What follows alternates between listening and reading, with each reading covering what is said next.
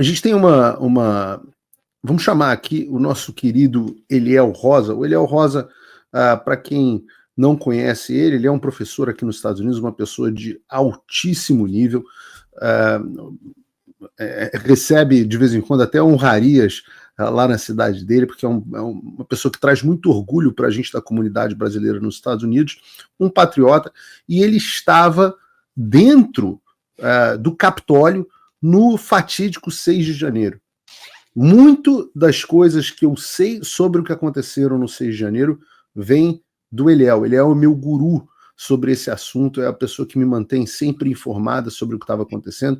Então, quando vocês me viram no 8 de janeiro mandando os brasileiros para casa, é porque eu já tinha aprendido bastante sobre o 6 de janeiro aqui nos Estados Unidos, e, portanto, eu já sabia qual era o roteiro que seria seguido no 8 de janeiro no Brasil. Aliás, hoje, tá na internet, tem 2 vídeos muito interessantes, que são um vídeo, eu vi os 2 na seguida, completamente desconectados, mas me chamam a atenção de como os casos do Brasil e dos Estados Unidos são semelhantes. O primeiro vídeo era do senador Ted Cruz entrevistando o Kash Patel dentro do Senado americano, fazendo a sabatina com ele. O Kash Patel, que eu já falei aqui, escreveu um livro sobre os gangsters incrustados dentro do Deep State e tal, que chama Government Gangster, está sendo indicado para ser diretor do FBI, estava na sabatina com o Ted Cruz. E o Ted Cruz perguntava para ele, mas vem cá, quer dizer que o presidente tentou colocar a Guarda Nacional, o Trump tentou colocar a Guarda Nacional, e foram os democratas que não queriam? A esquerda não quis que o Trump mandasse 20 mil homens da Guarda Nacional para proteger o Washington. A prefeita democrata da esquerda recusou, de extrema esquerda de Washington, recusou a Guarda Nacional. A Nancy Pelosi, de esquerda, também recusou. Por que ninguém queria a Guarda Nacional protegendo o Washington naquele dia 6 de janeiro e o Trump estava tentando mandar? Né? Corta, eu abro o meu outro Instagram e me aparece um vídeo do André Mendonça, ministro do Supremo Tribunal Federal, discutindo dentro do plenário do Supremo Tribunal Federal com o Gilmar Mendes, falando, olha, eu fui ministro da Justiça, eu sei como é a segurança do Palácio, até hoje eu não sei explicar como que aquelas pessoas entraram tão facilmente no Palácio.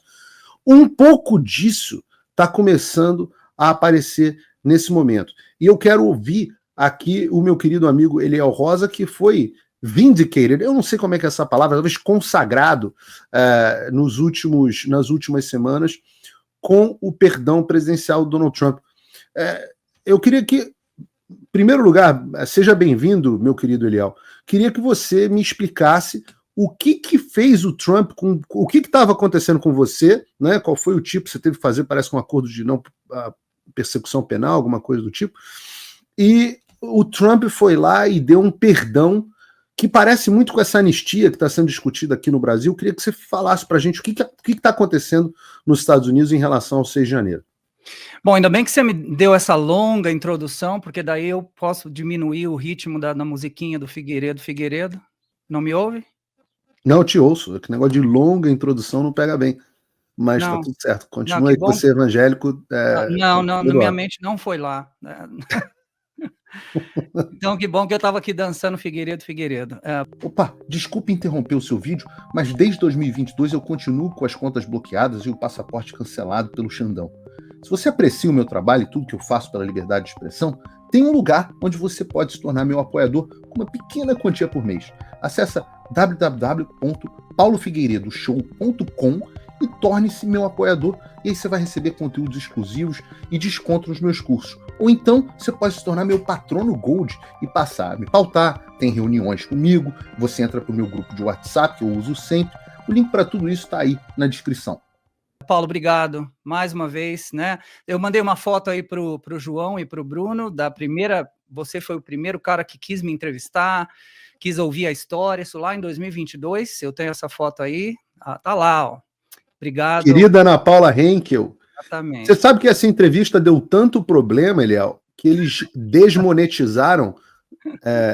Lembrando, nessa época a gente estava te entrevistando para saber o que de fato tinha acontecido na tal da invasão do Capitólio. Né? Eu tinha tido uma longa discussão com o energúmeno, que fazia o programa comigo na Jovem Pan, e ele dizia que tinha sido uma invasão e eu já tinha conversado contigo, então chamei o brasileiro que esteve lá, E o YouTube não desmonetizou um vídeo. Depois que eu coloquei essa entrevista, o YouTube desmonetizou todos os meus vídeos para sempre, até que eu retirasse essa sua entrevista. Hoje ela está só disponível para os meus alunos do curso Fim da América. É isso. Então, Paulo, meu agradecimento, é uma honra estar aqui. As suas palavras iniciais são as minhas para você, né? O Paulo é o nosso guru. Na verdade, eu não sou guru dele, eu sou o enchedor de saco, eu fico mandando informações para ele o tempo todo, eu sei que ele trabalha o tempo todo, enfim. Mas o que eu puder fazer aqui em relação a enviar, porque eu estou realmente, pelo fato de eu estar visceralmente conectado com essa realidade do January 6, Paulo, eu estou acompanhando, eu preciso acompanhar para ver de onde essa história veio, eu sei exatamente de onde ela veio, para onde ela vai, né?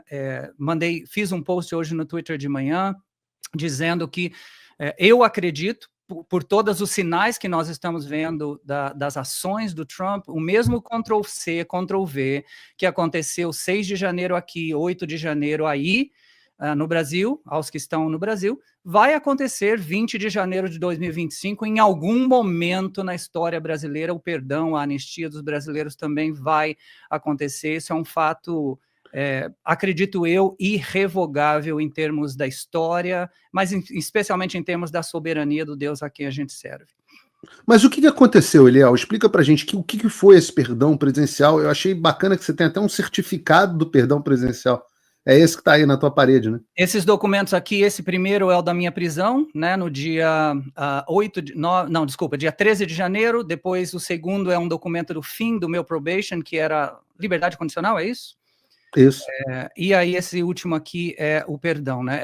Foi um milagre muito grande, mas enfim, o Trump já vinha prometendo, né, o perdão. O Trump vinha falando na campanha durante todo o processo de campanha, ele prometeu, ele abordou várias vezes casos específicos por nome. Por exemplo, ele citou o caso do Matthew Perna, que se suicidou no momento em que o 1512C, aquele felony, aquele crime que jogaria o cara na cadeia por mais de 20 anos, e ele falou, isso é absurdo. Isso é interessante, Eliel, que as pessoas não têm ideia, né? Algumas pessoas também foram acusadas de crime que jogavam a pessoa para a cadeia por 20 anos nos Estados Unidos. Alguns estavam presos até o perdão do Trump. Aliás, existem apenas hoje, Paulo, nos meus números aqui atualizados, os últimos 6 presos.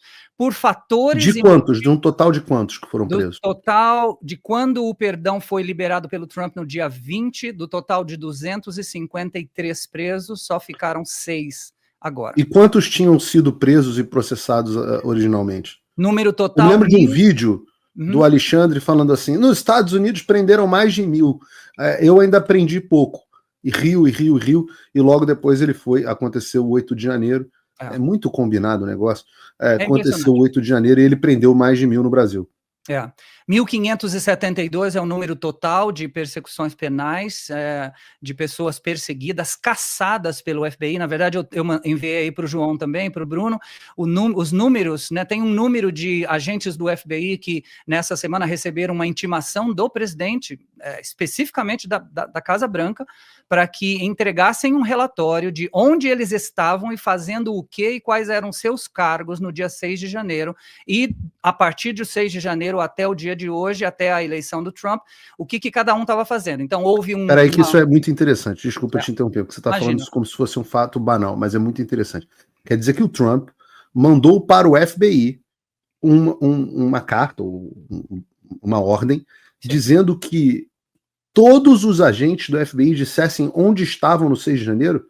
Todos os agentes que participaram das investigações e indiciamentos do 6 de janeiro. Onde eles estavam? Onde eles estavam, o que fizeram no dia 6 e a partir do dia 6 por 4 anos, porque eles prenderam gente até a última semana, até a semana em que o Trump foi empossado, Paulo. Então, Eles prenderam gente até a semana que o Trump foi empossado? Mark e Jalise, casal de presbíteros de uma igreja aqui do interior do Texas, que eu conheço pessoalmente, eles foram mandados para a prisão 19 dias antes da posse do Trump. Nunca tinham ficado separados em 46 anos de casamento. Perseguição, na verdade eu não estou falando nenhuma novidade para os brasileiros aqui, porque vocês estão vivendo isso aí no 8 de janeiro. É muito igual, Eliel, é muito assustador porque é muito igual. É impressionante. Impressionante. Então o Trump tá fazendo meio que agora uma limpa na casa, né? Ele tá pegando e indo atrás, não do chefe do FBI Exato. apenas, mas Exato. ele tá indo no agente, porque esse que eu acho que é a grande lição para o Brasil.